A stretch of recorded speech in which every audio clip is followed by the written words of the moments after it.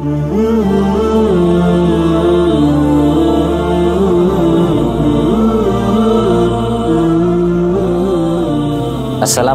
warahmatullahi wabarakatuh. Alhamdulillahirrabbilalamin. Wassalatu wassalamu ala nabiyyina Muhammad sallallahu alaihi wasallam wa ala alihi wa sahbihi ajma'in. Amma ba'd. Kaum muslimin dan muslimat jamaah Majlis Aceh Selatan yang dirahmati Allah subhanahu wa ta'ala. Pada kesempatan ini kita akan membahas kajian fikih kontemporer yang berkaitan dengan aborsi. Secara bahasa, aborsi adalah membuang atau menggugurkan ataupun mengosongkan rahim seorang ibu dari benih ataupun janin anak manusia. Maka bagaimana pandangan Islam terhadap aborsi ini? Maka para ulama membagi beberapa kriteria hukum aborsi. Yang pertama adalah aborsi calon bayi cacat. Jadi dengan kemajuan alat pemeriksaan kandungan pada hari ini, di dalam kandungan itu sudah nampak ini anak ini akan lahir dalam keadaan cacat setelah pemeriksaan ahli kandungan. Maka dalam hal ini para ulama fikih kita menyampaikan aborsi karena prediksi anak itu cacat itu hukumnya tetap haram. Karena kenapa? Karena apabila ada sebuah analisa ataupun hipotesa seorang ahli kandungan anak tersebut cacat, maka usaha yang dilakukan adalah semenjak dini ataupun semenjak dalam kandungan dilakukan upaya untuk menyembuhkan ataupun menghindari kecacatan yang diprediksi oleh seorang dokter kandungan. Kemudian, kenapa diharamkan calon bayi cacat untuk diaborsi? Karena memang cacat tersebut bukanlah sesuatu yang menghalalkan perbuatan haram.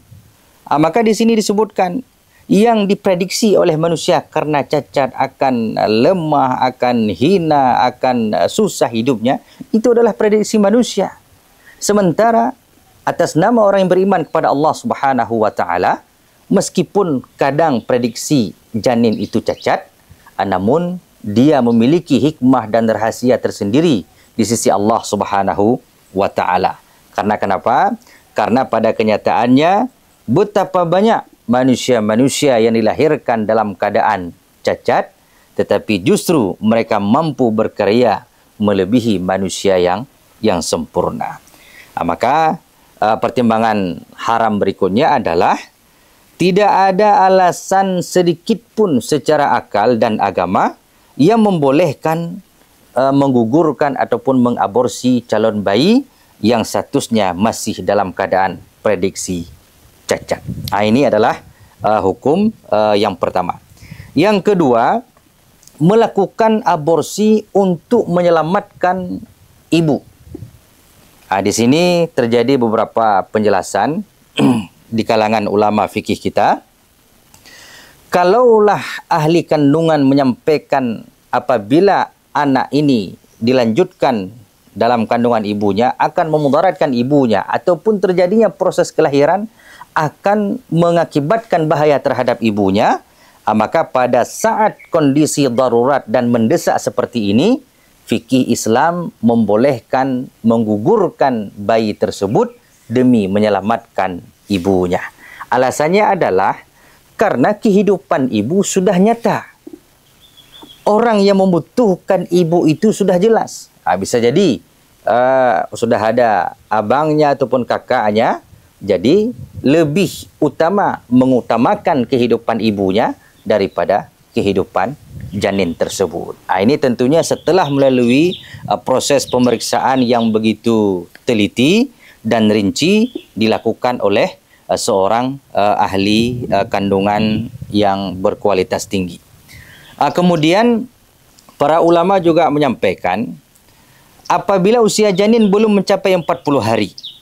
Sementara ahli mengatakan ini akan memudaratkan seorang ibu. Artinya sebelum 40 hari itu belum ada bentuk manusia, masih berupa segumpal darah seperti itu. Maka pada kondisi ini para ulama mengatakan dibolehkan untuk melakukan aborsi. Berbeda apabila pada usia janin 120 hari, di mana ruh sudah ditiupkan, bentuk manusianya sudah nampak di dalam kandungan ataupun dalam rahim seorang ibu, maka lagi-lagi ahli kandungan, spesialis kandungan yang menentukan kalaulah memang akan memudaratkan dan akan membahayakan kehidupan ibu meskipun sudah ditiupkan ruh pada usia 120 hari, dalam kasus ini juga masih boleh dilakukan aborsi. Di sini ada beberapa pertimbangan. Salah satunya seperti yang kita sampaikan, ada sebuah kaedah dalam fikih kita, yaitu ittikhadhu akhaf ad-dararain, yaitu kita mengambil darurat yang lebih ringan. Jadi ketimbang mengorbankan seorang ibu, maka lebih baik kita mengorbankan janin karena kehidupannya itu belum pasti, sementara ibu sudah nyata hidupnya dan sudah ada orang-orang yang melekat dan membutuhkan kepada seorang ibu tersebut. Kemudian sidang jemaah yang dirahmati Allah Subhanahu wa taala, bagaimana pula aborsi kehamilan daripada hasil perzinaan? Maka di sini disebutkan apabila kehamilan hasil perzinaan, jika terjadi suka sama suka, maka Islam mengharamkan aborsi ataupun menggugurkannya. Ini yang paling banyak terjadi kasus sekarang ini akibat pergaulan bebas di tengah-tengah generasi kita. Jadi setelah mereka berbuat jarimah zina, melakukan jarimah yang lebih besar lagi, yaitu membunuh manusia yang tidak berdosa. Namun apabila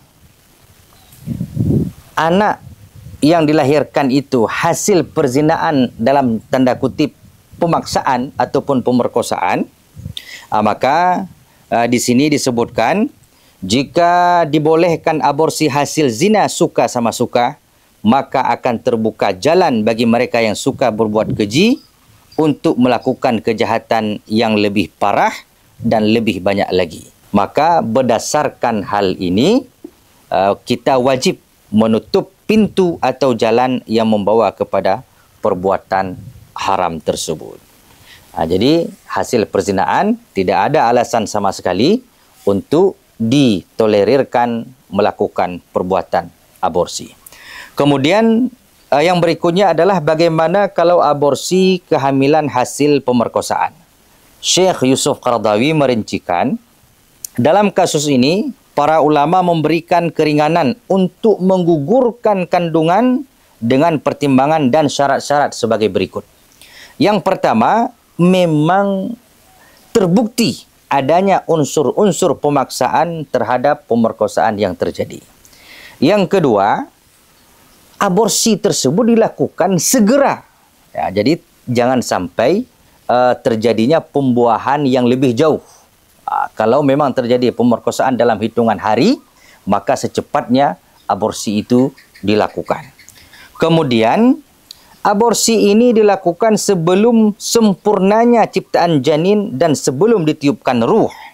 Namun apabila telah sempurna dan ruh sudah ditiup, maka haram juga hukumnya melakukan aborsi hasil pemerkosaan. Kemudian pertimbangan berikutnya adalah demi menjaga keselamatan ibu korban pemerkosaan tersebut. Jadi hendaklah aborsi dilakukan setelah melewati proses analisa spesialis yang betul-betul ahli dan terpercaya.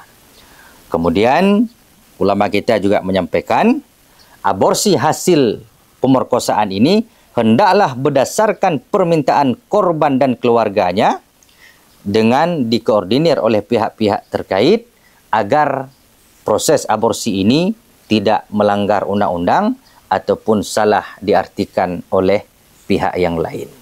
Inilah sidang jamaah yang dirahmati Allah Subhanahu wa taala, pandangan fikih Islam terhadap aborsi dengan rinciannya anak yang diprediksi cacat ataupun memang demi menyelamatkan seorang ibu, kemudian janin yang muncul ataupun yang ada akibat hasil perzinaan ataupun anak ataupun janin karena hasil pemerkosaan.